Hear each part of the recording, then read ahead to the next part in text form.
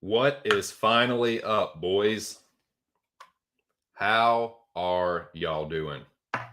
You are listening to Just My 2 Cents. It is Friday, August 4th.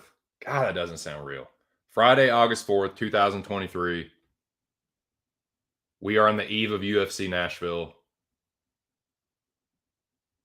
The weigh-ins took place earlier this morning. Not a single major MMA media outlet covered it whatsoever. Shout out to the X account. Sounds so stupid. The X account, Spinning Backfist. Shout out to them because they actually did coverage. They had the fighters up there in brief, 3, 4, 5-second video clips, showed how they looked, showed the weight. So shout out to them for actually covering that because they're the only person that did it, or the only account that or anything that did it. Shout out to them. I did see those. Shout out to Big Moise. Shout out to the Dome, the best group chat in the whole world. I hope y'all are having a good Friday. It is gloomy and doomy where I am, boys.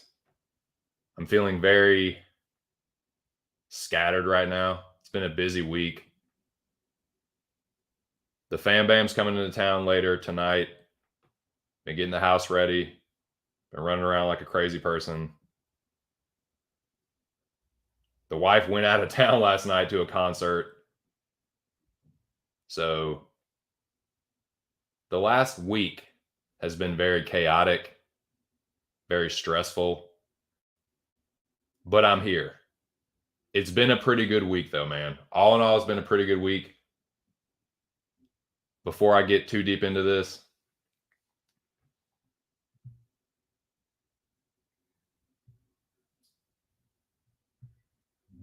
big shout out to my dude, Aaron the Dog MMA.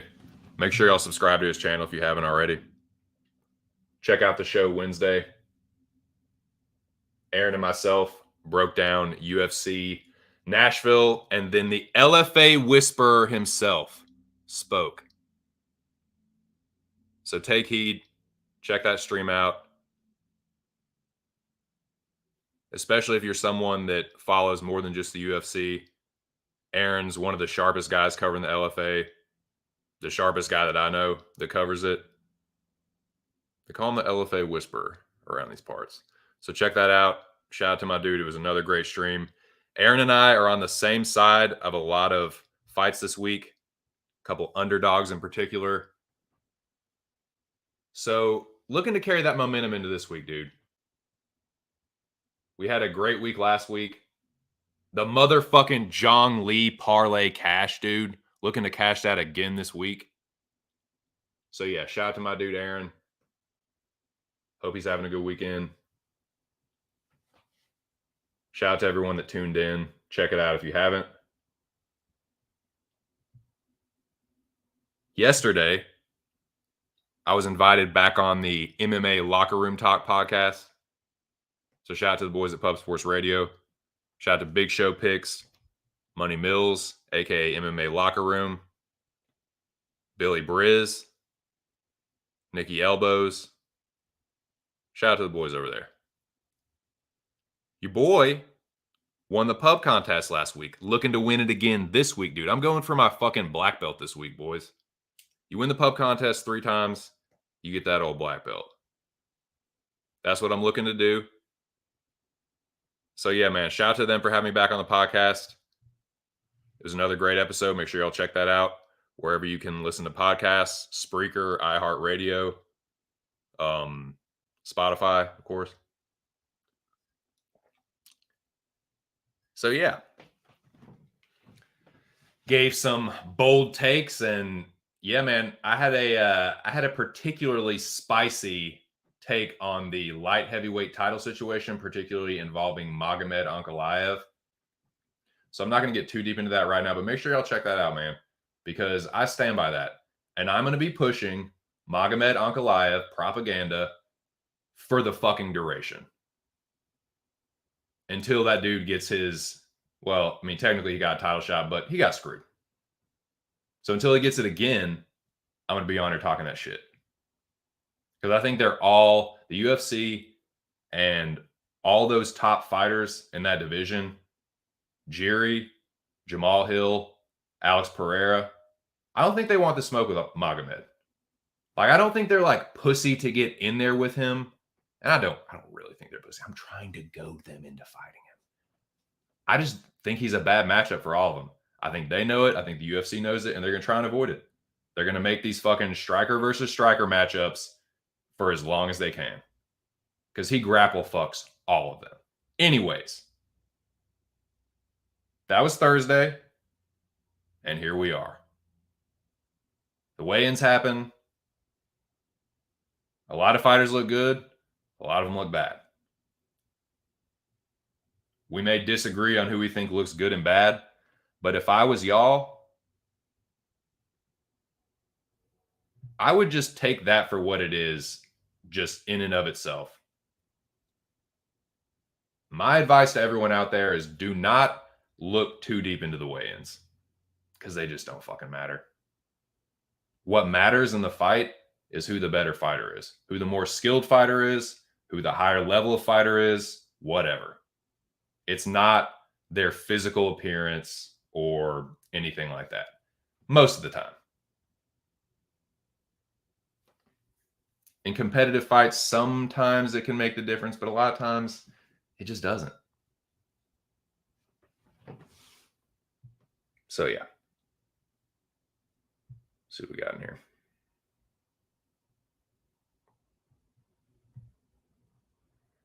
All right. Well, what's up, Big Moys? Good to see you. What's up, Zach? Yeah. I know. I apologize for the late start. They didn't. I was waiting the whole time for them to put a weigh-in stream up, like an official weigh-in thumbnail, so I could go off of that. But of course they didn't. So I was just like, I'll just make it 10 just so I can make the broadcast. And then I should have known, man. I was up late last night too.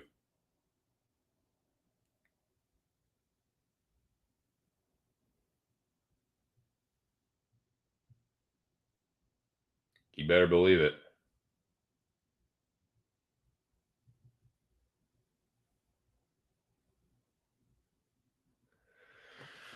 Well, you know, gents, I made a promise to Big Moys that if he showed up today, I would serenade him. And well, boys, I just don't want to break his heart, his achy, breaky heart. I just don't think you'd understand. Because if you break my heart, my achy, breaky heart, you might fall down and bump your head. See, this is what I have to do. I have to fucking perform like a court jester to get people to come to my channel. See that? There you go. Just for you, buddy. What's up, Big Moys? Shout out to my favorite Pakistani and Norwegian. What's up, dude? Jackie boy. What up?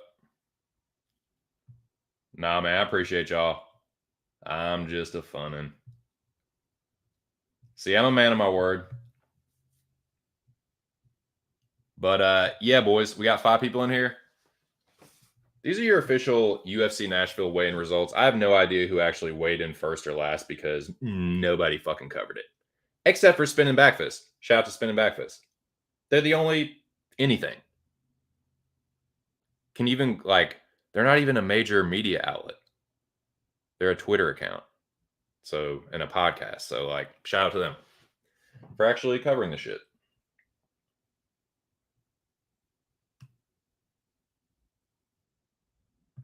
So like I said, if I was y'all, I just wouldn't do it, man. It's skills pay the bills. The better fighter wins. Usually, you can always point to an outlier and be like, "See, but what about this? But what about this?" It's like that is the exception and not the rule to me. And I should give you guys example after example after example, week after week, week after week. You get it. But just want to throw that out there. This is who I thought looked good. I thought all these fighters looked sharp, fit, ready to go. You might disagree, but like I said, this is not like, oh, these are the fighters that look good, aka these are going to be the winners. It's like, it doesn't work like that. But since I'm covering the weigh-ins, I'll tell you how I think they look. All these guys look sharp. If I had to put a stamp on who looked the absolute best, physically, I would probably have to go with Alexa Kamer or maybe Ludovic Klein. I'd say they look the most, their physiques look the best. They look like the healthiest. Billy Q looked really sharp too. Tatiana looked really good. Jessica looked pretty good for being 115, but I wouldn't say Jessica looked the best at all. Tatiana looked healthy though, for sure. I thought Jake Collier and Durden. Fucking Jake Collier. Good God. I have not fucking woken up completely yet. Jake Hadley and Cody Durden both looked really. Jake Collier looking good. God damn. I'm going to get some more sleep. Yeah, Hadley and Durden both look good. Almabayev looked really good too. So yeah, man, these Kennedy and Dustin both look ready to go. So yeah, everybody up here, Corey and Rob, those are 2 guys that I think usually look kind of rough at weigh-ins. Like I know they both cut a lot of weight, but because it was a catch weight, both of them look a little healthier than they usually do. But it's not going to matter, man. That's how they look though to me. Thought they looked better than they would have. Excuse me. This is who I thought was looking a little rough.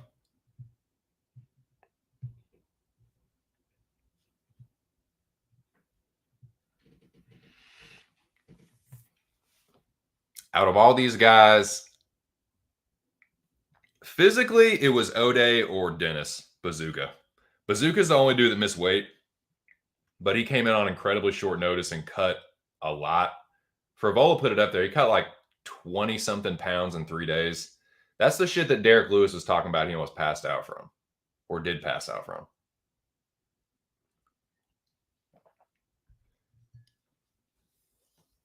Yeah, it's not that Tanner looked like sucked out or anything. He just looked like really exhausted. Like he made the weight and he was just kind of like, oh, get me the fuck out of here. Diego cuts a lot of weight. Some people were saying Ignacio looked good. I disagree. I thought he looked really relieved to make the weight. I thought he looked sucked in, like he's a big dude too, but he looked the worst, but I don't think he looked incredibly good. Jeremiah and Carlston both kind of looked like a little dry and like they had a rough cut, man. Looked dry and sucked out. Yeah, Tanner looked dry too. Yeah, Woodson never looks good. He's in the wrong weight class to me. Tucker looked bad too. He had that kind of like sunken in look around his eyes, like he had been on a bender or something. I don't know, man. Like I didn't think any of these guys looked good. Some of them are definitely going to win though. Like I can almost guarantee you 4, 5, maybe even 6, 7, 8 of these fighters are going to win. They just are. It's going to be half probably. Like I thought Jeremiah and Carlson both looked rough. One of them is going to win, you know. Barcelos always looks bad. Kyler Phillips was the one where I couldn't decide. Like, if you think he looked good or bad, you know, take it or leave it for me.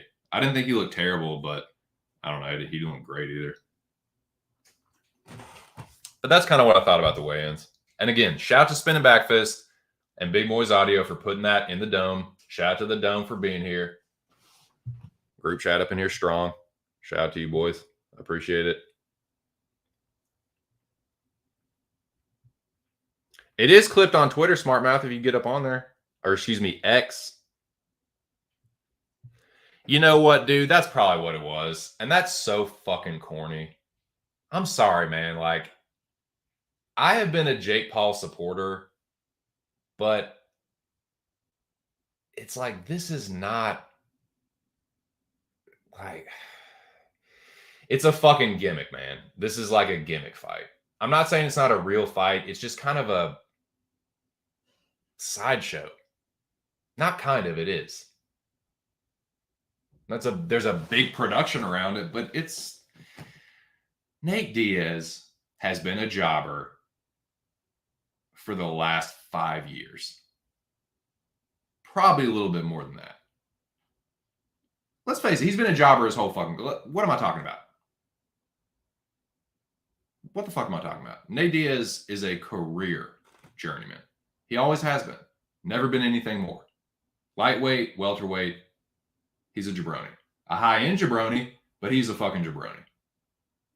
So this fight is like, it's all just they're cashing in on the Nate Diaz army and all the support that Diaz has and what star power Paul has left after losing to Tommy Fury. They're just cashing in. So yeah, that's probably what they were doing. I can almost guarantee you that now because actually I do remember seeing an MMA junkie like Jake Paul, Nate Diaz thumbnail when I was trying to find the fucking because I typed in MMA junkie in YouTube hoping that they would have one up there, but yeah.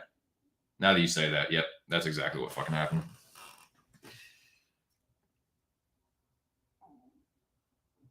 Ooh, Tommy's grumbling. Your spidey senses weren't tingling when we never got to see the official Spence Crawford weigh-in. What up, Red Glove? How are you, dude? Man, y'all make sure and check out Red Glove Militant. Great boxing content, great boxing account. Solid dude. Check him out, man. How are you, Red Glove? Yep, pounds for sure, dude. Hope you're having a good one. Woodson by sub, says Big Moyes. Yeah, it's like I didn't think either of them looked the worst. I just thought they both looked dry. I thought they both looked like a little but they're both huge dudes. So it doesn't matter though. Like this is a perfect example. Jack thought they both looked good. One of them is going to lose. So a fighter that looked great, one of them is going to lose. I thought they both looked bad. One of them is going to win. You know what I mean? So it's like, this is why I don't. Bazooka going to gas out, panic wrestle. Jackson looked rough, but I think that's just what he looks like. Oh, yeah. Damon Jackson always looks rough. He cuts a lot of weight, and he just looks kind of crazy. Mr. Arkansas is cool. Unblock all my accounts, please. Now, you should have just said that the first time. And I don't really appreciate you coming in and acting cool on one account and then talking shit about me in other chats on other accounts. So if you can actually be a non-split personality weirdo, if you can actually do that, then I might consider it. But I'm not going to do all the you're cool one day, you're not the next. That's been your whole fucking problem the entire time. That's why you get blocked by people. That's why people don't fuck with you. You're a fucking split personality weirdo, dude. Yes. Yes. Appreciate it. I'm well. Yeah, I'm good, dude. I'm doing good, man. Yeah. Homie's dapping up. Speaking of which, got some Chem 91 here, boys. Cheers. That is the flavor of the day. Nice. Right down the middle, 50-50 hybrid.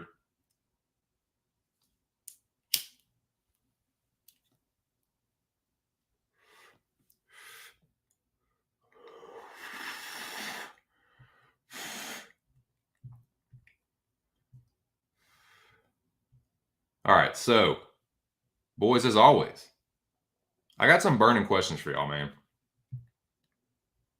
I'm moving through it today. Fan Bam is coming into town later. I still got a couple more things I need to do before they get here. So I'm going to get through this stream, tell you what I thought about the weigh-ins, get some hot takes from you boys. I'm going to give you my picks and my bets, and I'm going to get the fuck up out of here. So, first and last of the scale, I have no idea because nobody fucking covered it. I'm going to assume it's probably Corey Sandhagen, but who knows? Who's going to miss weight? We already know is Bazooka. Understandable. Shout out to him for stepping in on the short notice and actually getting to the fight. The fight's still on as far as I know. Like, they're going to fine him 20% of the purse, and then the fight will continue. Who's going to pull out? Nobody. Shout out to everyone for not doing that. Who's y'all's most confident favorite this week, man? I said it Wednesday on Aaron's show, said it Thursday on the Pub podcast, and I stand by that today. Corey Sandhagen, to me, is the L word of the card. To me, this seems like a showcase spot for him to remind people that he's still a top contender. Because you got Aljo fighting O'Malley. Corey's already fought Jan. And I can't remember who Jan's fighting next, or if he has a fight booked. I just can't remember, honestly, because he just lost to Marab. So it's like, I don't know. Like, I'm really not sure what's going to happen with a Corey win here, like after a Corey win. But I'm pretty sure that's what this is. They're making this a main event. This is going to be a Corey Sandhagen showcase. Remind people that he's still a contender. Keep his name in the title picture conversation. I think that's what this is. Just what it feels like. We'll find out, but yeah, I don't think they made this fight to like, oh, we got to make sure that Rob Font gets like. I think Rob Font was brought in to lose to Corey.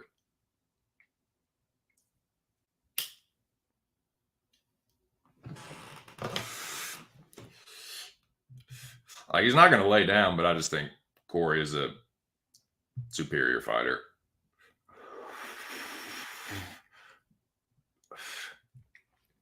Absolutely not. Shout out to Ark wherever he is. I've said this multiple times. I have no ill will towards the dude. I wish him well in all things. But absolutely not. No, that's Wong Yun. And that's just Wong Yun in a nutshell, man. He's just a stirrer of shit. Like, he'll be cool, and then all of a sudden he'll just flip on you. It's weird.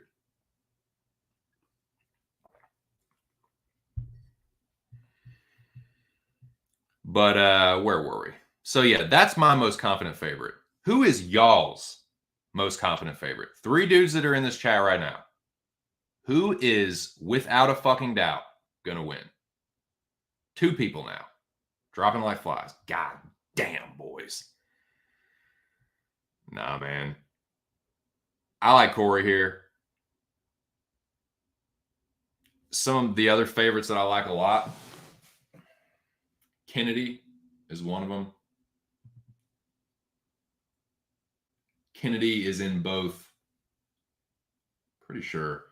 I think he's in both the Zhang Li and the MMA locker room talk parlays.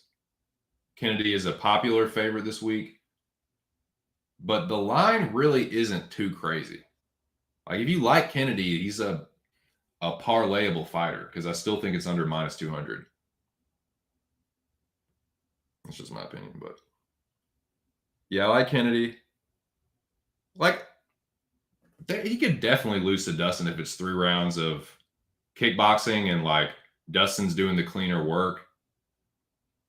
I just think Kennedy will mix it up a little better. And you look at some of these fights with Jacoby, and he could have put that fucking Khalil Roundtree fight to bed where there was no fucking doubt that he won.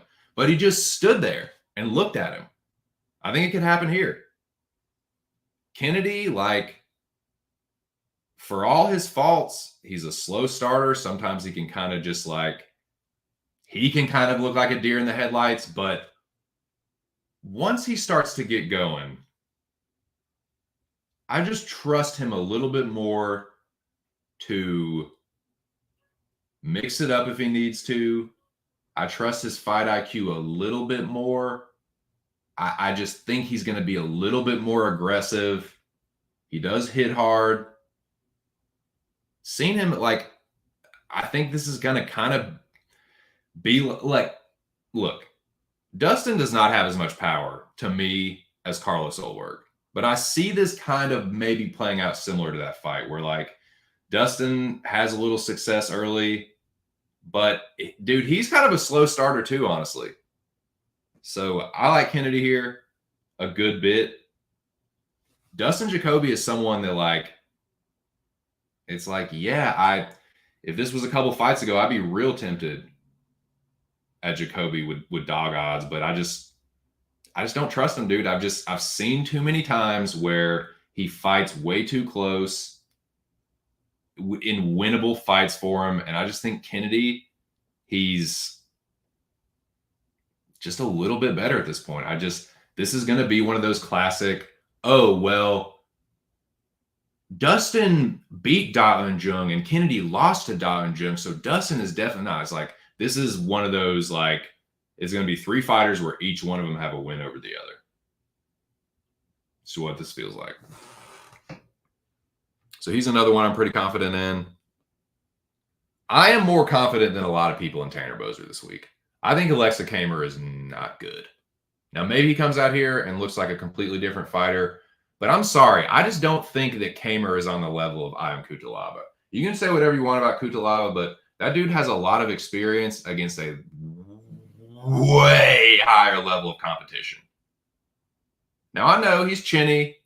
He gets his ass whooped. He's been knocked out. Like, you think that Magomed... What do you think Magomed Ankalaev would do to Alexa fucking Kamer? Do you honestly think there's ever a universe where that fight would get fucking made? The answer is no. Get the fuck out of here. Now, yes, can Kamer clip Tanner Boser early? Certainly.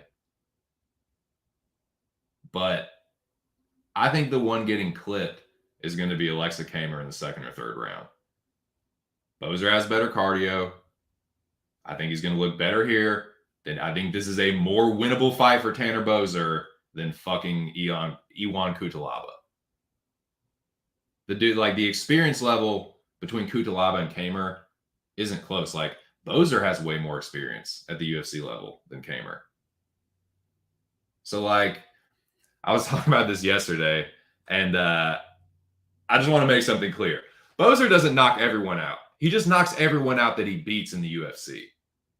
That's what I was trying to say. So, no, of course, he doesn't knock everybody. He has losses.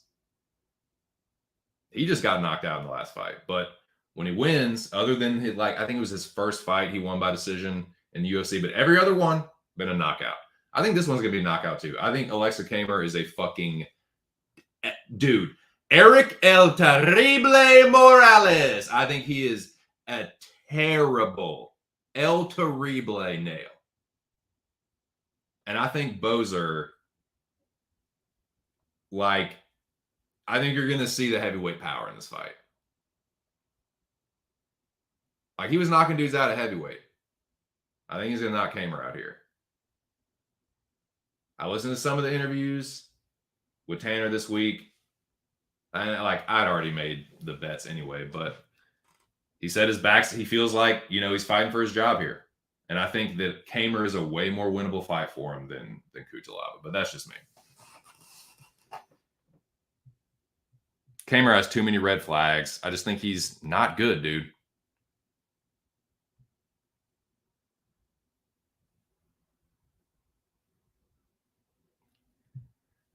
Yeah, it's some things will never change. You know how it goes, man. Just fucking characters. Ignacio's your L word. Nice. Jackie Boy says Dogger pass. Kennedy hurt bad versus Olberg and Kutalaba, and straight deaded versus Young. He's been having to anti-grapple lately. The strikers he's faced hasn't really gone too well. But Jack, Olberg and Kutalaba, what did Kennedy do to them?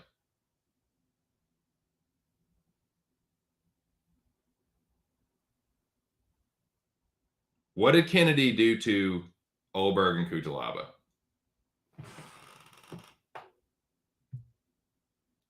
Let's go! Let's fucking go! What up, boy? What are you doing? Shout out to my dude, Bro Picks. Dude, I'm sorry, man. I need to go check out your stream. Check out, if you're not subscribed to this dude's channel, what are you even fucking doing with yourself, dude? Shout out to my dude. He's Steve A's friend.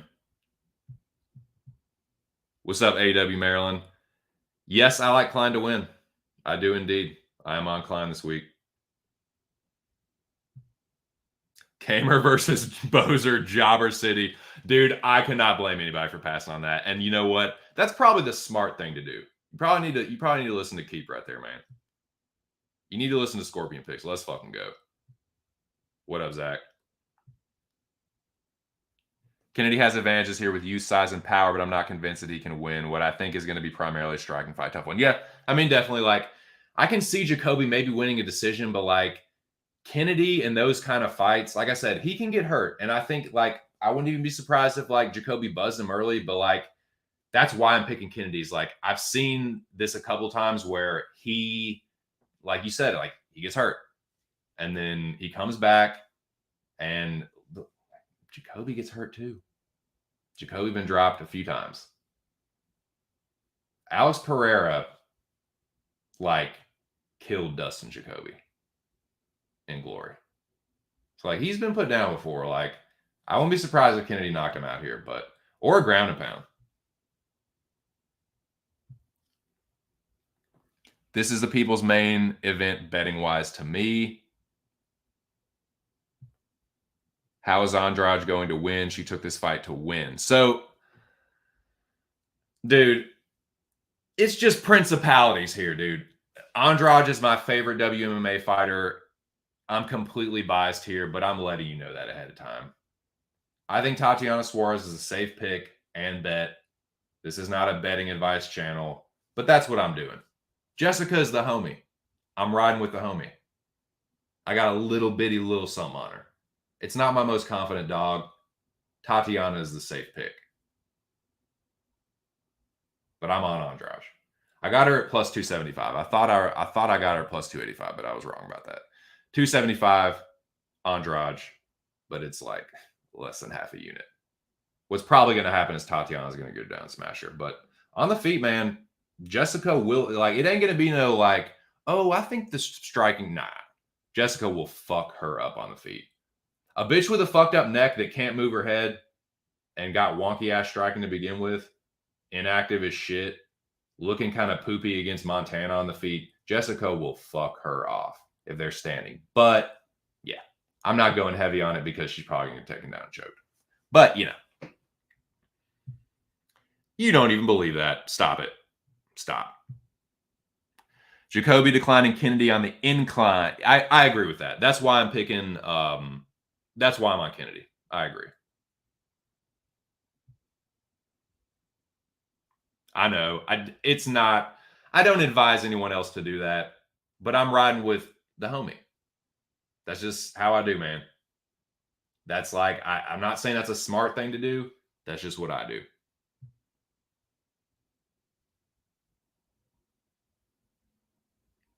An incline. Do you not know what an incline is? A lever and fulcrum. Striking not even close, but I got Suarez all day. Yeah, I feel you. Like, she's the safe side. If she gets the takedowns, it's going to be OV. Over foe. Dunsky Edmundsky. But if they're standing, dude, she want to test that striking, she's going to be in for a world of trouble. Jessica doesn't have horrible takedown defense either. She does get taken down by really good wrestlers. Tatiana is probably about the best wrestler in the division, so she's probably going to get taken down and choked. But, yeah, it's just the principality of the number. It's not like this is one where people will say, like, oh, it's just the number itself. But, like, without context to it, there's no reason to not just bet every big number. You know what I mean? If that's like, to me, that kind of thinking has always like, there's that people aren't telling the whole truth. They're not telling the whole story with that, to me, because it's like, if your reasoning is, oh, long-term value, big underdogs, it's like, yeah. But if you bet every big underdog all the time, you're going to be losing your fucking ass a lot of the time. It's just, I don't know, man. Then what is the, I don't know. I think people are just like, don't want, I don't know. I'll admit I'm biased. And that's the only reason I'm betting Andrade. I mean, yeah, of course the number is like, it's not hurting, but people that are like, oh, it's just the number. It's like, well, there's other fucking big numbers out there. I guarantee you go look at a sports book. There are bigger lines out there than plus 285. It's like, why not just bet every single one of those? You know what I mean?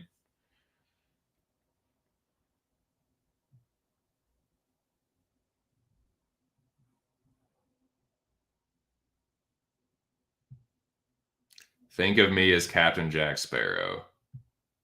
Good fucking Lord.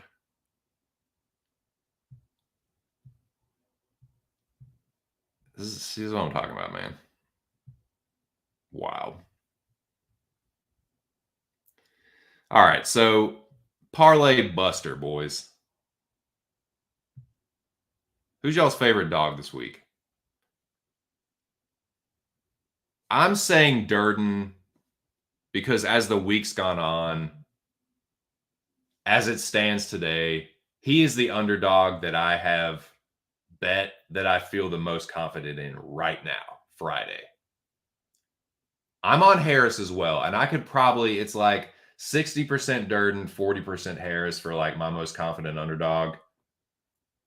But I recognize what a threat Wells is with the striking and power early. I still think Harris is going to win. I could see Carlston getting buzzed, but I think he's going to knock Wells out. That last fight against, dude, if Simmelsberger is putting you on your dick like that, Carlston Harris is going to fuck you up. I'm sorry. These like, Wells has been, for the most part, getting winnable fights. Like, Harris is way faster and better of a striker than Simmelsberger. I can just tell you that right now. Like, I know Simmelsberger has power. I'm not saying he doesn't. He, like, I was on Medic, as were a lot of people.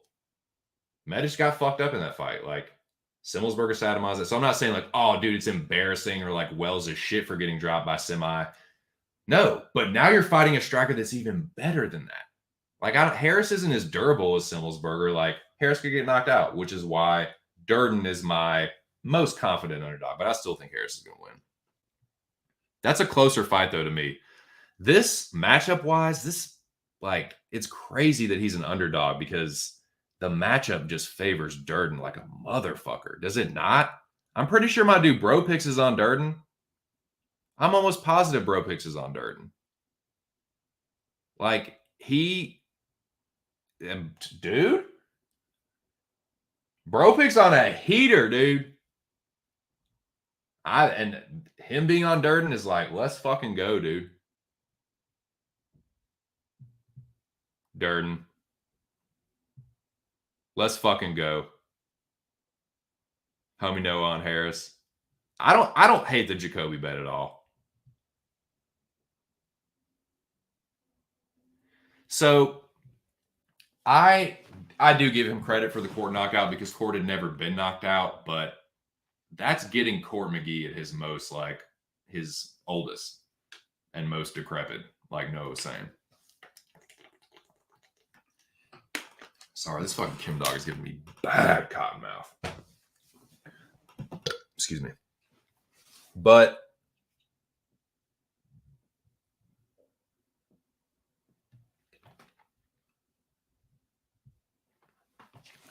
I'm not saying he's not tough. And I'm not saying Wells can't win. That's why Durden is my dog this week that I feel most confident in right now. I have the most invested probably in Harris, but I'm telling you, dude, if Wells gets put, look, here's my counter argument to that too. Yes, Semi has power. Harris has power too. Harris is the better striker, and Simmelsberger's finishing instincts could not be worse. Unless you have a just glass chin where your consciousness, your soul literally just leaves your body with one punch. Like there's some fighters like that. You hit them one time and they're completely unconscious. Not buzzed, not, oh, the fuck, where am I? Not looking off in the distance. They are gone, motionless. Like, I don't think that's going to happen to Harris. It could, but I just think he's a little bit tougher than that. Like, yeah, he's been stopped by lower levels of competition, but he also got knocked out by Rachmanov. Shavkat would put Wells into a fucking coffin.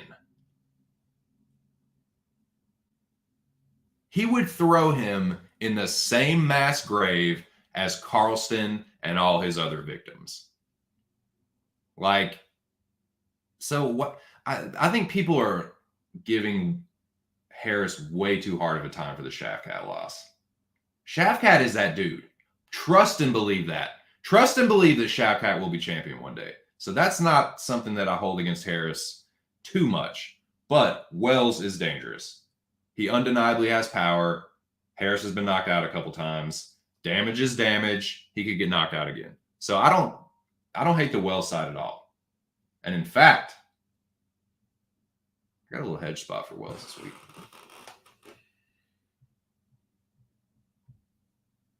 I know. Hey, hand up right here. Guilty as charged. I have been a Durden detractor. I bet Johnson last time. I've been a Durden doubter. I have been shown the way and the light. The dude is a relentless wrestling rat. Like, dude, he will go to that wrestling like it is just fucking second nature. If anything goes wrong on the feet, it is wrestling time. It is D1 wrestling time. Bojack, Georgia boy, wrestling. That's what's going to happen. He's going to wrestle fuck Hadley. He's going to either stay on top of him. They might trade. They might stay and trade. Hadley has good striking. And that's why, like, Hadley will probably buzz him and Cody will just fucking wrestle for the entire duration of the fight after that. That's what I see happen. I see Cody Durden by like 30-27 decision. I don't believe that he will.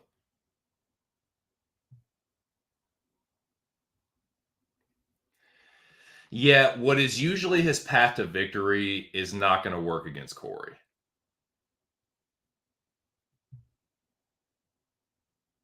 Nah, no. I understand what y'all are saying in principle. I understand that. Like, in general, seeing no one on a good fighter, this is just a tier fight. I've seen that argument before though, where it's like this guy should be getting more love and respect, and he still just gets whooped. You know what I mean? Like, yes, Corey is a very popular favorite this week. He's one of the bigger favorites on the card. I think it's justified though. I think these guys are on different levels. Like Yanez is a fraud. I'm not saying he's a shit fighter. Yanez is a good fighter. He's fraudulent on a contender level though. Corey's a legit contender. I think he's going to remind people of that. Corey had success against Yan. He did. That was a reasonably close fight. I think Yan started to pull away at the end, but like Yan's a nasty striker, dude.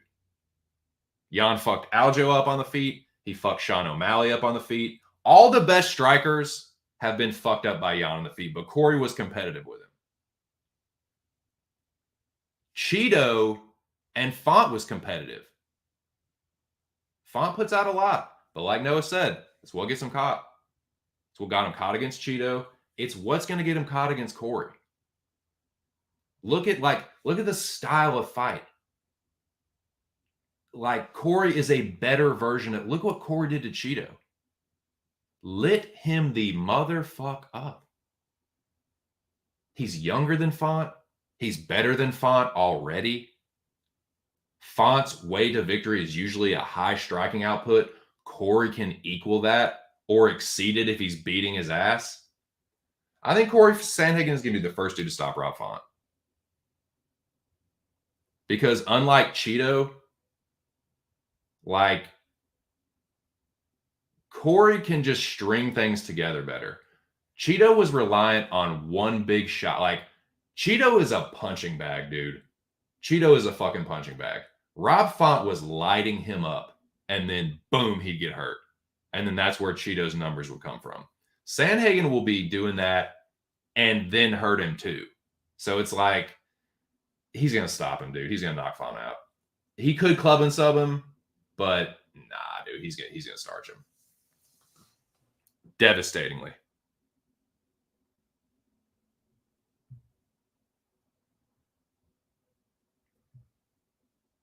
I agree with you on Cody Durden being underrated. He stood up against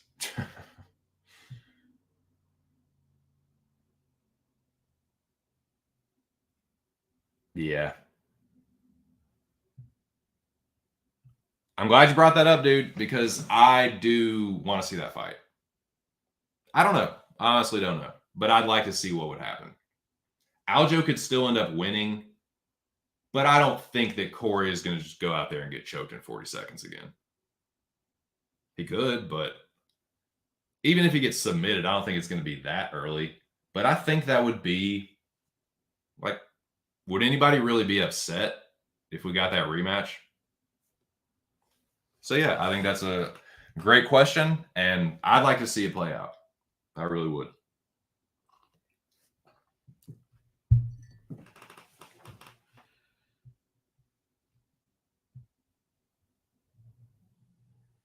All right, so we got that out of the way. Let's get the stinker out of the way. Which one of these fights is just going to fucking suck? Suck, wet anus. Suck, leaky butthole. I think there's a couple candidates, dude. I think there are a couple fucking candidates.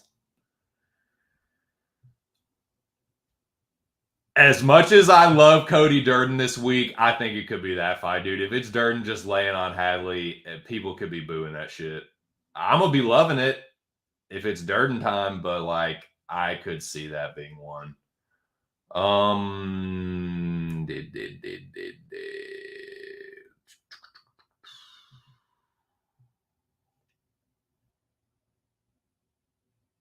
All the other ones look like they'll be pretty violent. Could maybe see this. I don't know, man. I just feel like there's going to be a finish in that one. So I don't know if that'll necessarily be a stinker. If Woodson doesn't knock Bazooka out, this one could get weird and boring and kind of just like a point fighting battle. Because Woodson likes to stay on the outside and box. He's got a really good jab. He's super like twiggy, alien fucky for the division, like super long reach. And that could just be a fucking, I don't know though, man. With Bazooka cutting all that weight and missing and like, excuse me, I think he's probably gonna get knocked out. But We will see. What y'all think, though, man? What y'all think is going to be the snoozer? That's a good call, man. That's a good shout, Noah. I can see it, dude. That is a really good shout. Hey, Jacoby gets in those kind of fights. I'm hoping, and Kennedy usually does force the issue. Kennedy will get aggressive. He can kind of take a little bit to get started, but when Kennedy's on, man, he will get aggressive and start to mix shit up. And yeah.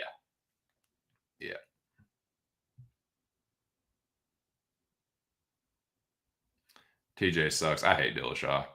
He changed Sandhagen's style. He's partial to a bit of the crotch sniff these days. And yeah, I think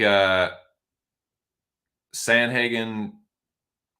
Yeah, I don't know how much he'll go to the grappling though, because I think he's going to be having so much success on the feet. I think, yeah. That's a good shout too, man. Man, Noah, these are some great calls for snoozer of the night, man. Those seem like the leading candidates, man, honestly. And yeah, I can see. I'll still stand by Durden. If it's a Durden heavy wrestling affair, yeah. But yeah, those are great shouts. Main event. Depends on how quick Bradley can get a hold of him. If Bradley gets a hold of him and takes him down, he's going to choke him. But, I mean, Devin Haney will knock him out if they're standing, I guess. I don't know. Devin Haney doesn't have a ton of power, though. But he probably... Yeah. Good question, dude. I don't blame you for not knowing because he's boring as a motherfucker.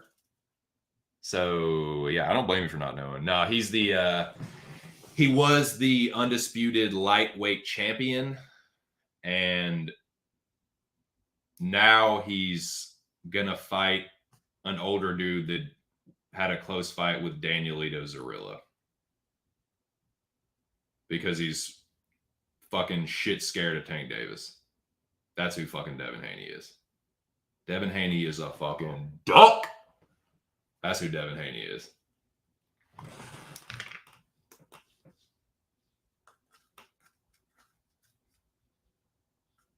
Been ducking Tank Davis for years.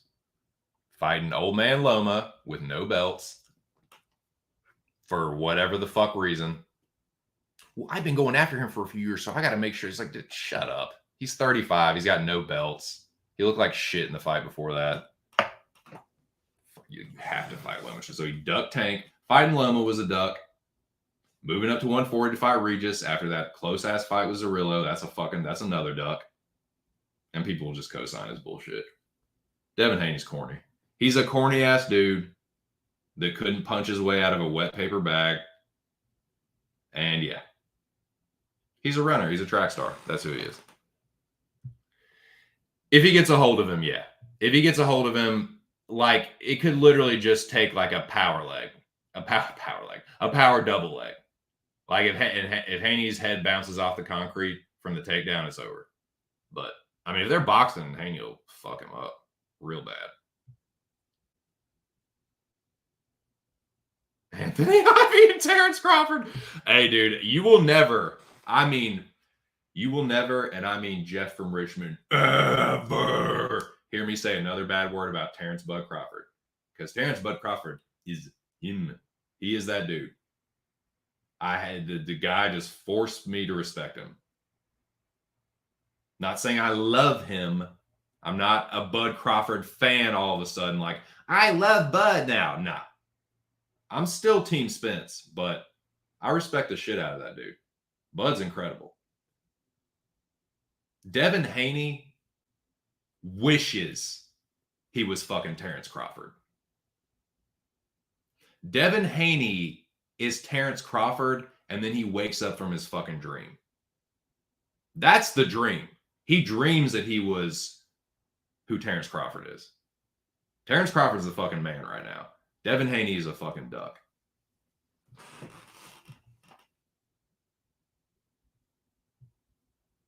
Hey, you ain't the only one, brother. I got that Southern bias for Spence, too.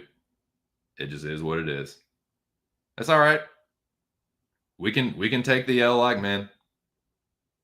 I might take Bazooka Geezer. Nice, dude. Nice. I don't hate it. Woodson, God, he needs to move up from featherweight. What, dude? What are you doing? It's not like you're going to be incredibly undersized at lightweight. You'll just be healthier too, man. I don't know. That seems like it. I'm not saying even weight bullying. Just like he's almost like scared of the power at 55 or something. It's just. I don't know, man. Woodson just doesn't look right at 145. It looks very strange.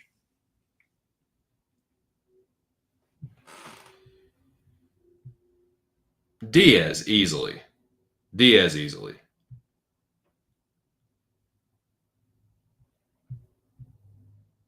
That's come on. Come on. Have you seen some of the guys like that can actually grapple what they do to Bradley Martin? But yeah, I mean, a smaller boxer. Yeah, I mean, if he gets a hold of him, he'll bear hug him, like body lock, trip them to the ground, and then get on top and fucking baby Huey King Kong ground and pound, and then they turn around and then it's rear naked choke time, or just more ground and pound. And if it's a street fight, it's whew. In a street fight, giving up your back, you're literally just going to get the back of your skull caved in, and you're probably going to be dead. Like, don't go to the ground in a street fight if you can fucking help it. From every street fighting expert video that I have ever that I think has any kind of credibility, any of them that I actually like think are legitimate, they all say the same shit. Don't go to the fucking ground. Especially if you don't know what you're doing, but like even if you do, you're just so vulnerable. Like anyone can run up on you and you ain't gonna be paying attention. You be focused on the dude that you're on top of. Even if you're winning, even if you're on top, I just nah. And if you don't know what you're doing, on the ground in a street fight, you don't know what you're doing. The person on top of you does. You're probably gonna die.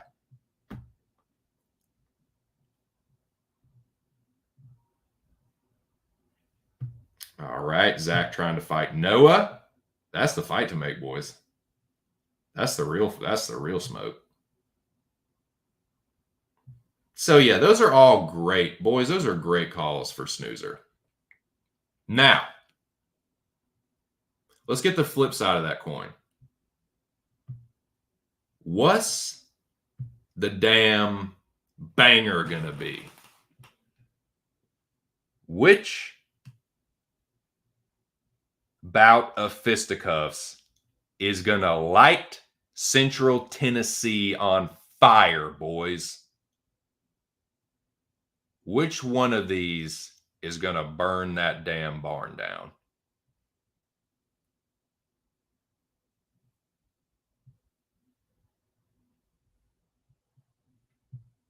Greedy.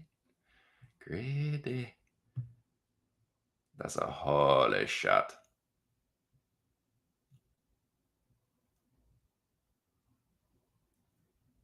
I think he said your beef jerky fucking sucks, Zach. I think he said it's dry and unseasoned. Dry and too lightly seasoned.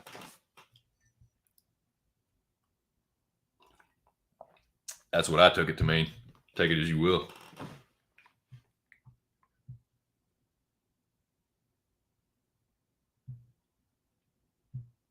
Great. They banging. They banging in the comments, boys. Great. Billy Damon for barn burner. Good call, Jackie boy. Good call. That's not a bad call. Especially if Jackson has grappling success and Jackson will go out there and just wing wild shit. So he could clip Billy. Billy isn't the quickest of starters as well. In fact, I think that Billy Quarantillo loses just about every goddamn first round that he's ever fought in his whole life and career before. I think Billy's first street fight, he lost like the first couple minutes of it, and then he whooped the dude's ass. So no, for real though, like Billy's a slow starter, Jackson's a quick starter. Like Jackson's a front runner, dangerous grappler, but he gasses. He has power, but he gasses. Billy, Slow starter, cardio machine, avalanche, snowball rolling downhill, collecting steam moment. Y'all know the same cliches. It's true though.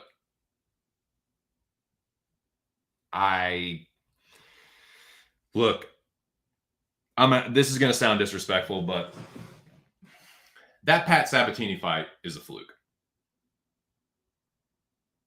It's an outlier.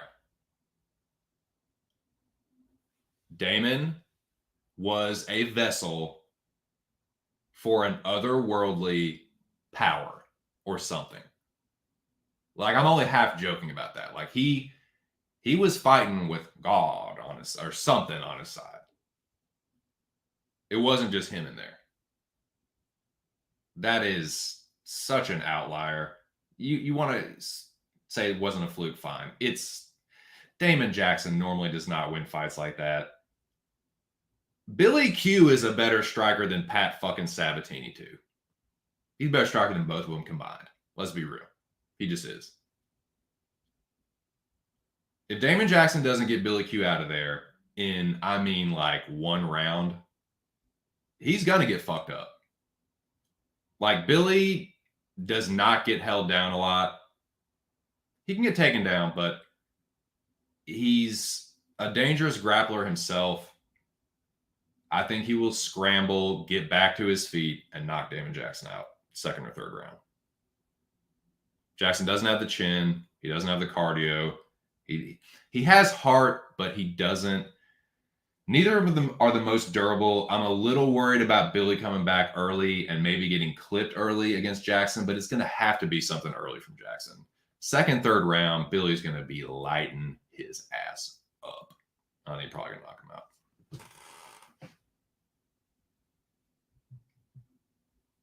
They banging.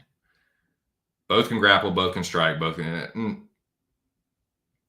Jackson's chinny as fuck. Billy, he's a little chinny. I'd say Billy's a little chinny. Jackson's chinny as fuck. Jackson cannot strike, Jack. I'm sorry. That's where I'm going to push back. Jackson is the better grappler. I think Jackson's the better grappler. I think Billy is clearly, not saying he can, all right, not that he can't strike. Billy is clearly the better striker. To me, this is more of a striker versus grappler. But I think it's closer on the ground than the feet. Is that fair? Can we meet in the middle there? Even though I'll give Jackson the edge in the grappling, Billy's got a pretty big striking edge, though, to me. Billy's a little chinny. Jackson is very chinny.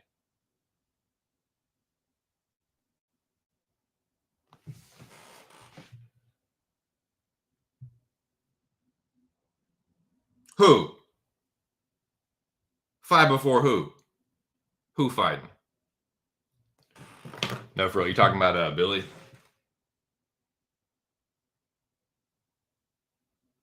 Nice. Bro says he's on the road. That's good. Brother, you are going to be hating life once you get to that Bay Bridge. God, please drive carefully. It's raining today. Gonna catch that beach traffic. Lord have mercy. Safe travels. No, man, I'm really excited to see the fam. Pumped about it. Been running around like crazy getting the house together. But I'm looking forward to it, dude. Gonna take my niece to Ocean City. Have a ball. All right, what am I doing? Yes, I'm looking up these records. Zach Johnson is trying to backsass me. No, I was playing. Billy Quarantillo. Billy Quarantillo. Billiam Q. Are you talking about Billy or Jackson for the thing? For the thing.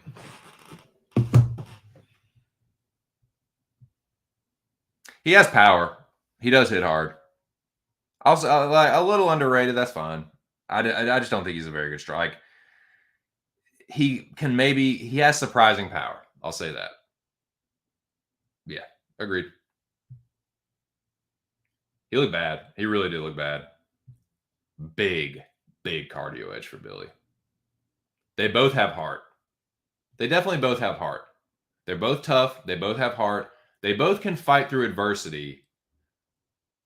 They both have been chinned. I think Jackson's chin is a little dodgier though, and I think Billy's a better striker. I think Billy can keep himself safe from a submission and get back to his feet if he doesn't get hurt too bad. Yeah, that's a good point. That's a good point. Let's look at these fights. Great feedback today, boys. Appreciate all the support. Get hyped for these fights, dude. Got Bro Picks in here. Have Jackie Boy in here. The beef jerky king himself. The beef jerky king of the fucking northern South. Homie Noah.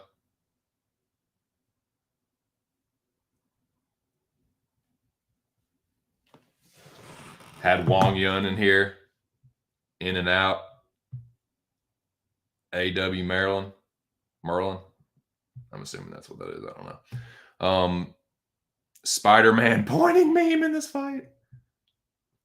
I think Damon Jackson ate the soul of his greedy.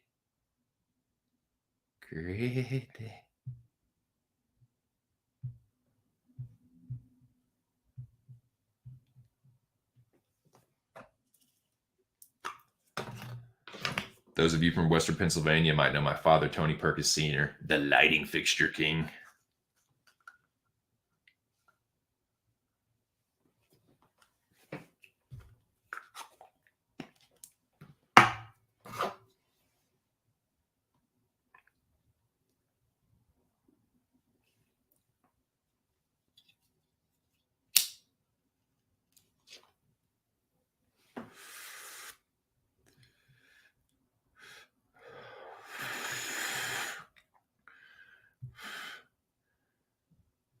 Yeah, stat manipulation.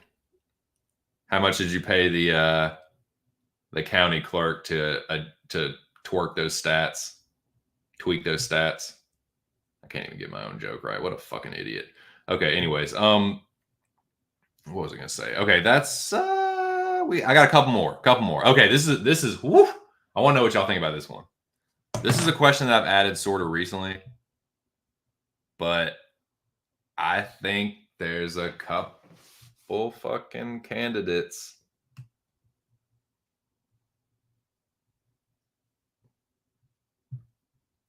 Seems like there's always one in it, boys. Seems like there's always one robbery. This is my pick for potential robbery. If this fight goes to the fucking cards, someone is going to get the fuck put to him. I think it's probably going to be Houndy Barcelos. I think there is a pretty, if it goes to the cards, I think there is a very high likelihood of Houndy Barcelos getting robbed. What do y'all think, though? Is there another fight that y'all could see if it goes to the cards? Like Noah was saying, if Kennedy Jacoby is a staring match and goes to the cards, I could see someone getting butt fucked in that one, figuratively speaking.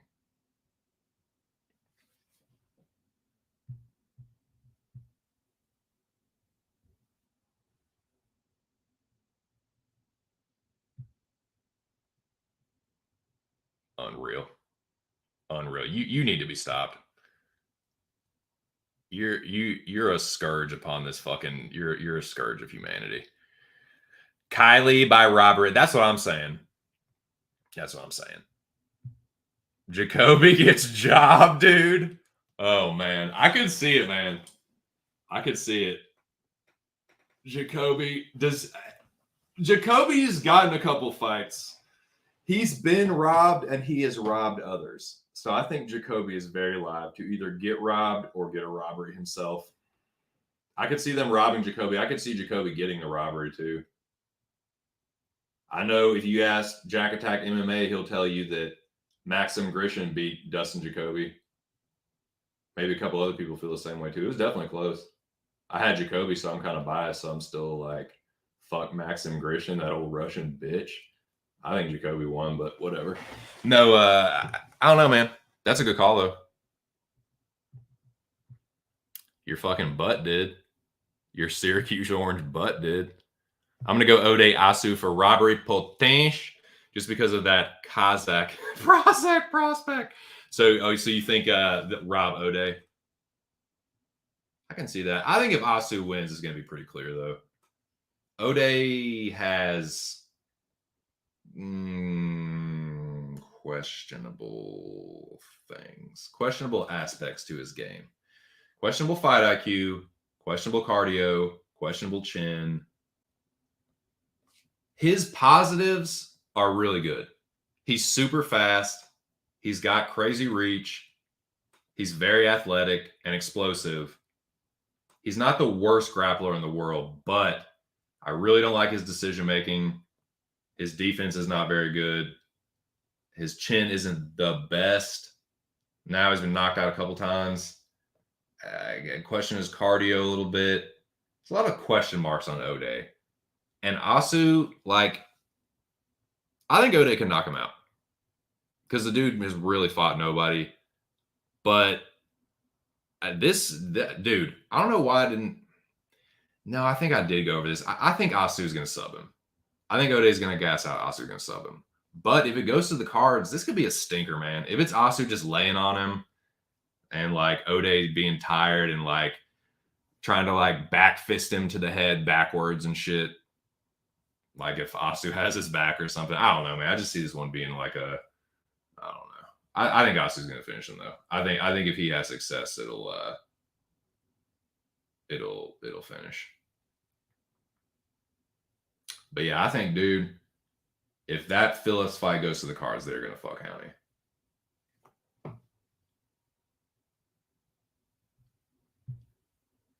Only way Jacoby loses is by rob. Man, please. Bad stoppage. Oh, you mean like early stoppage or something? He's going to get stopped. He's going to get ground and pound stopped or subbed. It'll probably be a Kennedy decision, but just so I look cool, I'm going to say Kennedy by stoppage. Jacoby, he for sure beat Khalil Roundtree. That was God, man. They love the fucking weepers, dude. They love the emotional weepers, man. They fucking love that shit. That is such a fucking like soundbite, clippable moment. Just yeah. Yeah, Jacoby got fucked there. I think Kennedy's gonna put him away though. The more I think about it, I've kind of waffled on that. Like, I can't decide Kennedy decision, but I just think if Jacoby's chin is both of them have kind of dodgy chins. Like Kennedy's not the most durable dude. He can definitely be hurt. Jacoby could hurt him. I just trust Kennedy a little more to mix it up.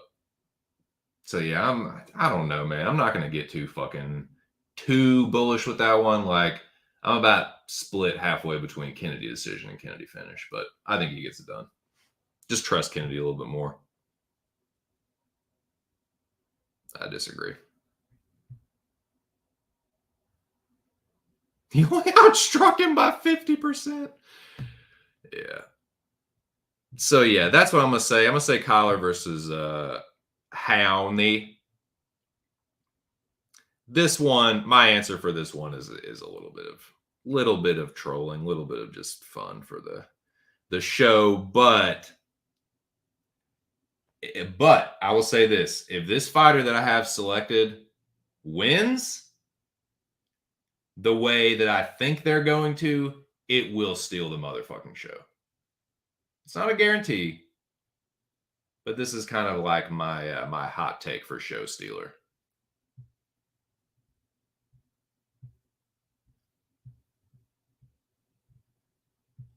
Sorry, I meant to change that before.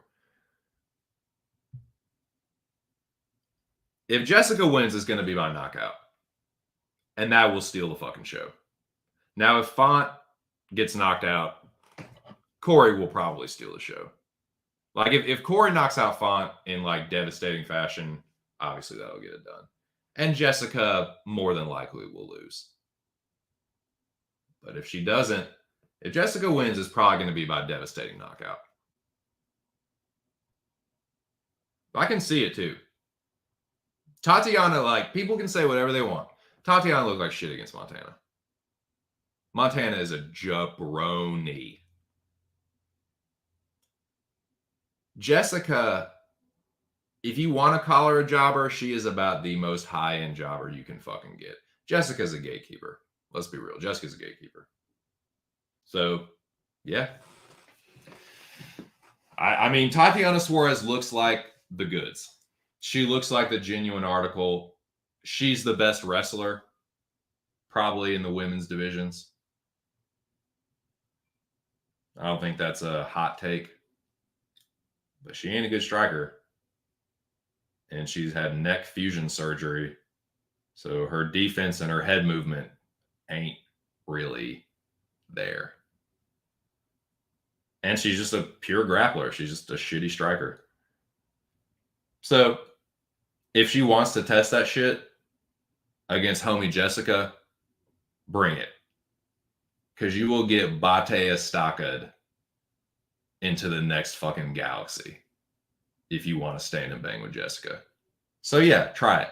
Fucking try it. Try to act like a big, tough Mexican chick versus Jessica Andrade. Do it. Please. Please fucking do it. Please try and show everyone how tough you are against Jessica. And don't take her down. Don't take her down. No. Let's fucking go. But yeah, if Corey knocks out Font, that'll do it. That's the only one that could really steal the show, though, honestly. To me.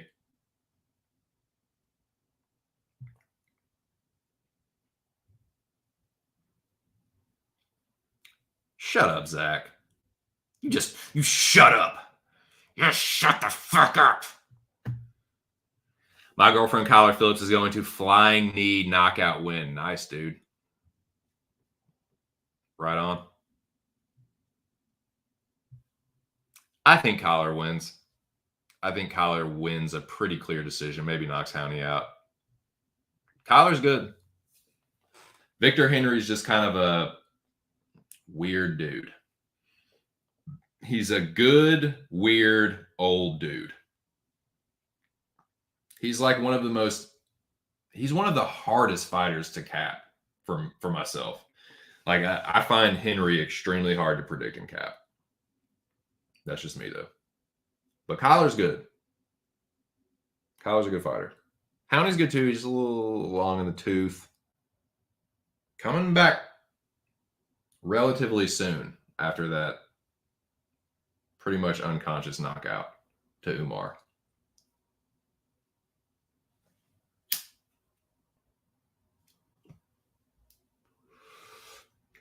That's another question I'm going to ask right now. I'm going to put this up on the, I'm going to make a banner right now and put it up on the fucking board. I would love to know y'all's take on this. I'm not going to be on here too much longer. But I would love to know what y'all think about this. Which fighter coming off a KO loss are you most concerned for at UFC Nashville? I know I use two prepositions and you're supposed to say, for which fighter are you most concerned, or whatever, dude. I said it like I said it.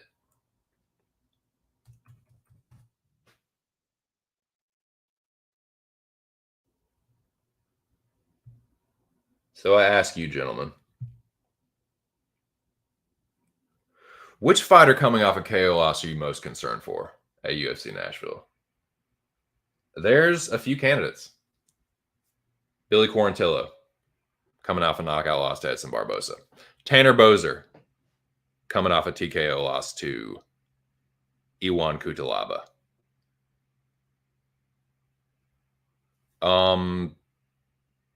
Tony Barcelos, coming off a devastating knockout loss to Umar Nurmagomedov. What do y'all think? I feel like there's a couple other ones too.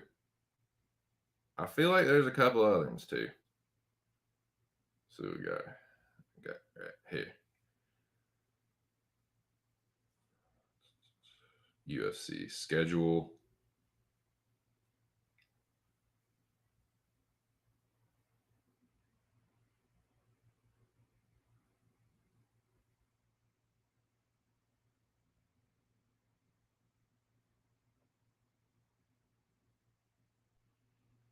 Yeah, Ode had to split against what's his fuck, Charles Johnson.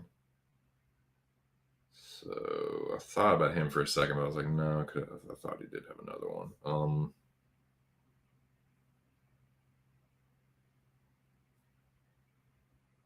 I feel like there was somebody else that got knocked out not too long ago.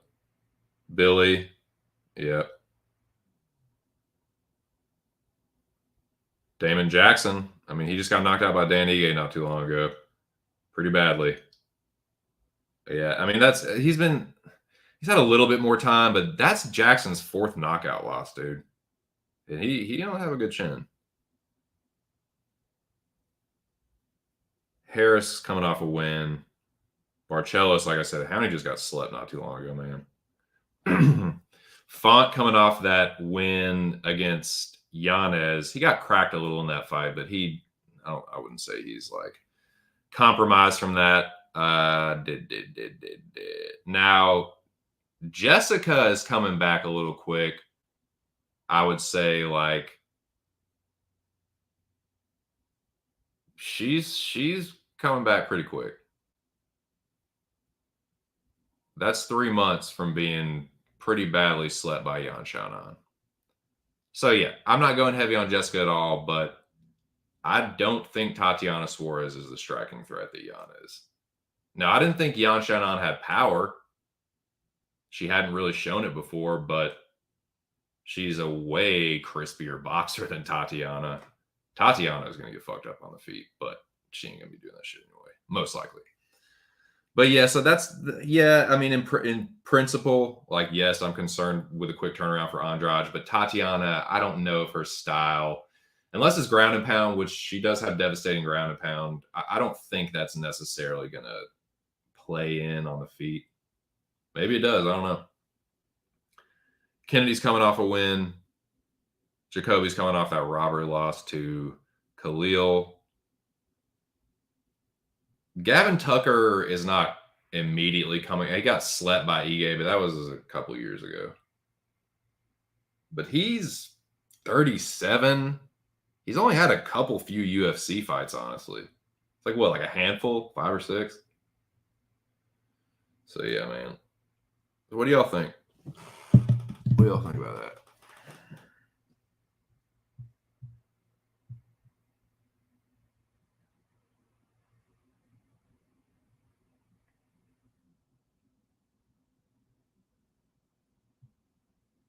Got to be Jackson. That's what kept me off him. Yeah. Yeah, I would think so too. Now Billy could get cracked early. You said it, dude. Like, he does have that power early. Yeah, he was back in January. Tristan Tate, the Top G's brother, says, what do you think about Andrew Tate being free today after hundreds of days of arrest with no evidence, solely based on media narrative against him for wanting men to be better? I don't feel too strongly about Andrew Tate like most people do. I just don't. I don't agree with everything that your brother says, but I don't necessarily think that y'all are like I'm not clutching my pearls like, oh my God, how could you say that about, you know, these women? A lot of them are whores. But yeah, that's what I feel. I don't feel too strongly. As long as you're not human trafficking, that's all I care about. If it's been proven that you're not human trafficking, do what you do, player. Y'all obviously both have a lot of success. And successful businessmen. I could really give a fuck less about the other stuff. Like I said, as long as you're not fucking trafficking fucking women against their will, like I don't give a fuck. Got way better lines fading Jessica last 2 fights. This is definitely dog or pass line. I think Tatiana probably gets it done. I'm not telling people to bet Jessica. She's probably gonna lose, but man, please stand and trade with Jessica Andrade. Please think that you are fucking Yan Xiaonan and Aaron Blanchfield. Please do that. Do it. Show everyone how tough you are. Show everyone how much you've been working on your striking. Test your striking. Test yourself against the best in the division. Give Jessica her clearest path to victory.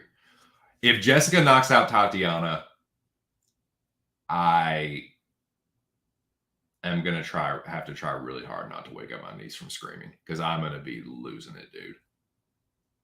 If Jessica Andrade, oh my dude, I'm going to fucking go ballistic. I'm not getting my hopes up though. She's probably going to get whooped. But I had a few dollars that says she pulls off the upset. Not likely, but I don't think that it's weird, man. Because it's not like if Tatiana wins, she's going to look like a minus 700. But if she doesn't, is it not going to look like a just ridiculously wide line? I don't think I can't even say that it's unjustified. You know what I mean? Like, it'll look wide if Jessica wins, but if Tatiana wins, it's going to look like not like a decent line on her. What is it like? What's the line on her right now? Like minus 400 or something, minus 350, something like between minus 350 minus 400. That's not like, I feel like that's about as fair as the Corey line. But I think on the feet, like Font will be reasonably competitive until he gets hurt. Like Tatiana's not going to be competitive on the feet, but I don't really think she's going to go to that either.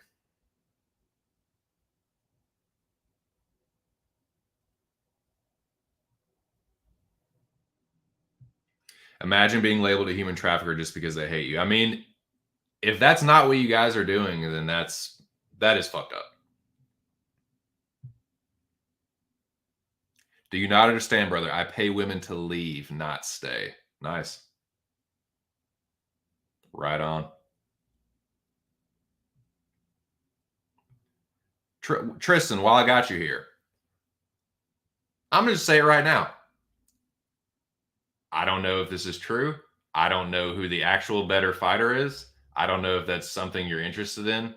But from what I've seen, I think you've got a little better hands than your brother. Your brother might be the better kickboxer, but is there anyone that you are interested in having a big old like celebrity fight with potentially? I don't know if that's necessarily your bag right now, but while I got you here.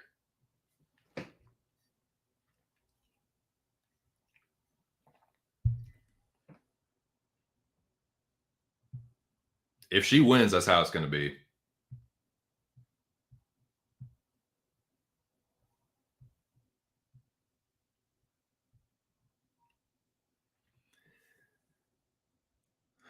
My answer for this question will be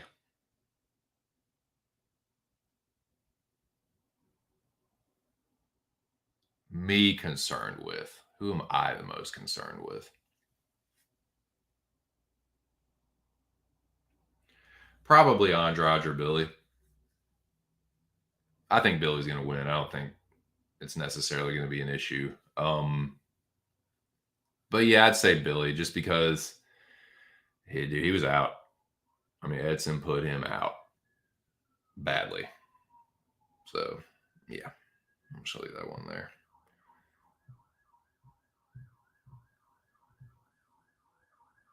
Now,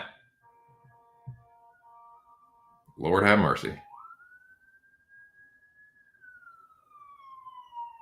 Make way, nincompoops, for those emergency vehicles. Now, I think that just about does it for burning questions. And I need to reload this chillin'. Got about 30 minutes left, boys. And you know what? 6 people in here. It's time to get fucking greasy. Y'all want to get greasy? We got all the, the big, the existential bullshit out of the way. Let's get greasy.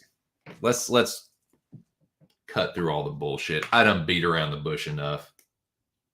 Let's talk about what we all really want to talk about. Gambling. Nah,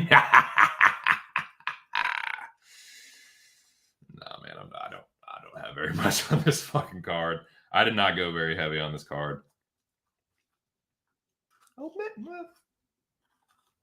Relatively speaking, I guess about as heavy as I've been going at all this year, which hasn't been very much. But I am up. But I bet just under 2 units on this card. Just under 2 units. In fact, I bet exactly what I was willing to lose. Because I'm not going to do what I did last time. This is only the second time this year that I have been up on the fucking bookies. Only the second time. And now that we're talking about this, let that scroll. This is only the second time I've been up. I'm not going back down if I lose this week. So what I did was I wagered just enough to where if I lose it all, I'm still up a unit. So I bet exactly 1.8 units on this card. Because what I am sitting at right now on the year, thank goodness. Finally, I got above my head above water briefly, then I sunk back down, and then I popped back up again. And I'm not going back down all the way. If I lose, but I'm not going to, god damn it. I'm gonna fucking win again, dude. Gonna have another good week, boys. The Jong Lee parlay is gonna cash. The locker room talk parlay is gonna cash. The dogs are gonna hit. The parlays are gonna come through. We're all gonna fucking make it, dude. We're all gonna have a big fucking weekend. Ain't that right? So, let's talk grease. The first play that I made, this was just when I looked at this card for the very first time. It's what I did last week. Just instinctually, who do I like? Who do I think is going to win? Looked over the card. This one was a feeling. This one was a feeling in my guts. So I took the shot. This is one of my favorite dogs this week. I understand the risk. I think this is a true 50-50. Give me the dog. That's it. 50-50. Wells is dangerous. So is Harris. Give me the fucking dog, baby.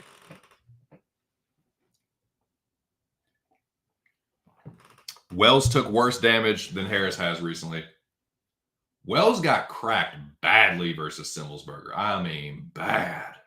Harris does that to him. It's a wrap. He's going to wrap that neck up in a fucking power guillotine when Wells shoots a sloppy takedown after getting rocked, or he's just going to straight up fucking flatten him. Drop him, hop on top. Dude, if Carlson Harris gets on top of Jeremiah Wells, oh my fucking God, is shit going to get violent and end very quickly. If Wells is the one grappling and ended up on top, I'm not going to be happy. I'm going to be a hot little potato. But Carlson going to knock him out. But yeah, Harris is one of my favorite underdogs, along with Cody Durden. I didn't play Durden straight because originally I was just going to bet one unit. So the core of my slate is 2 plays. This one and this 2-piece parlay. This is the nucleus, the center, the core, the heart of my slate this week. Harris and this 2-piece. Yes, chalky for sure. Quarantillo was like minus 175. Getting up there to where it's like, probably pass, but I think Quarantillo is the side, man. I think he's going to fuck Jackson up. And I think Sandhagen's going to make an example out of Rod. I think Corey Sandhagen, I think he realizes that, like, Corey's not stupid. If there's one thing Corey Sandhagen is, he's a smart dude. Sometimes he's even too smart, but I think he knows that it's a little busy up there, dude. Like, 35 is kind of turning into what 55 was a couple years ago, where it's just like a fucking log jam. Like, goddamn, like these dudes, like, it's very competitive at the top. So I think Corey is going to try and put on a show-stealing performance and, like, keep himself right fucking there. And that when people talk about the title picture, like, he wants his name to be on the tip of everyone's tongue after this fight. I think it will be. So yeah, I like that one. So these two are my main plays. The rest of it, matter of fact, like, I bet for fun and for a little bit of clout for the channel. But these are my plays that I'm pretty fucking super serial about. The rest of them, a little bit more long shotty to a lot a bit more long shotty. But I still think there's a pretty decent chance that they hit. And at the odds that I'm getting, yeah, I'll take a little shot for fun. It's all just for fun to me, honestly. Shit's a game, boys. A game of chance.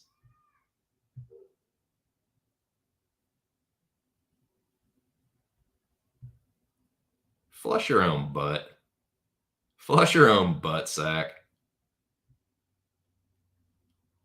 I am bigger but in worse shape. Andrew has taken all measures in the last 20 years to be a killing machine. I would never fight my brother, but he would win at about a 70% clip. I appreciate the honesty.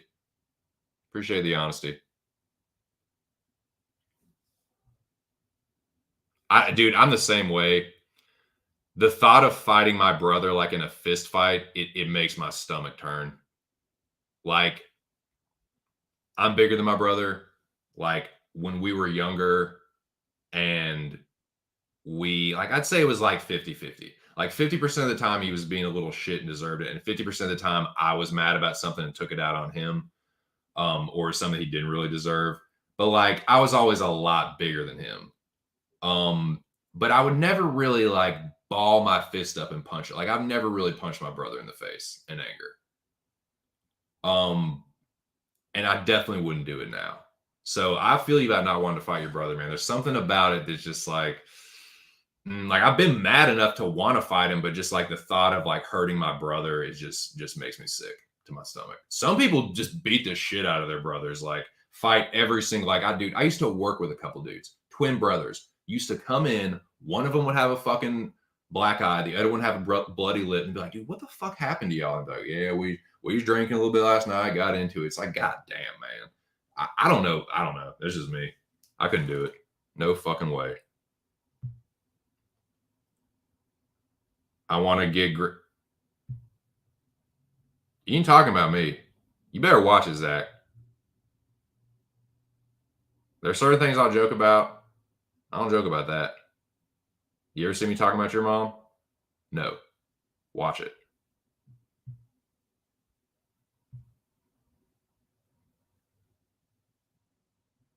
I don't even joke about that.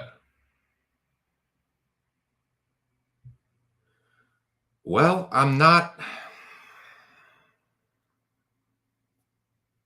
Thought I already went over this. Dude, you're just going to have to, for right now, for the time being, you're just going to have to chat on the accounts that are not blocked. Because the accounts, dude, you know why the accounts that are blocked are why they are. You know why they were blocked. That's what I'm trying to say.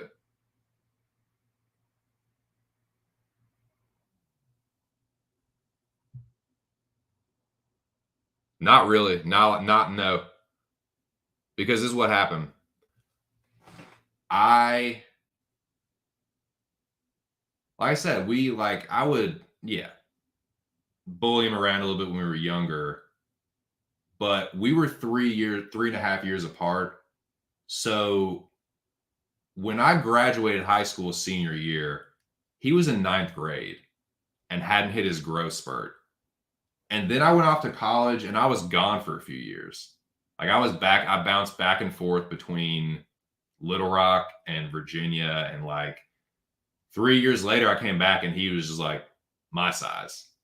But he didn't really have a desire to fight me either. So it was just like, I don't know, man. Me and my brother are pretty close. So it's like, I don't know. We've always had a pretty good relationship. So, but I know like it's way different for some people. I know like tons of people that just fight with their brothers all the fucking time. I just not that way. I don't know. But no, as I've gotten older, no way.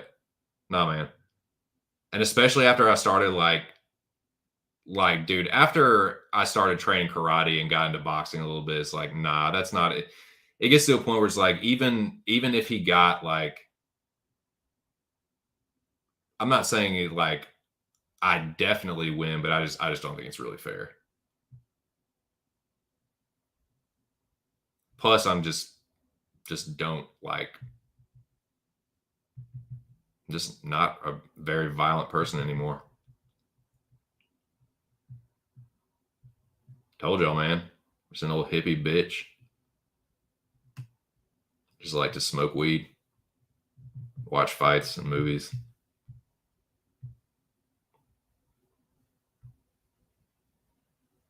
Just kind of like you now, Dustin. Just kind of calm and weak.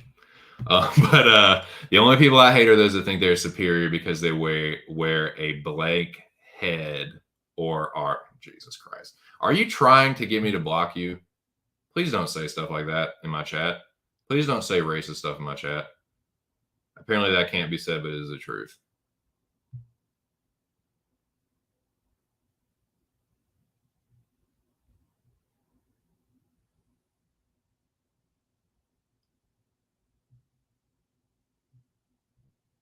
But you're not just going to say, I hate black people in my chat. No, I'm not going to tolerate that.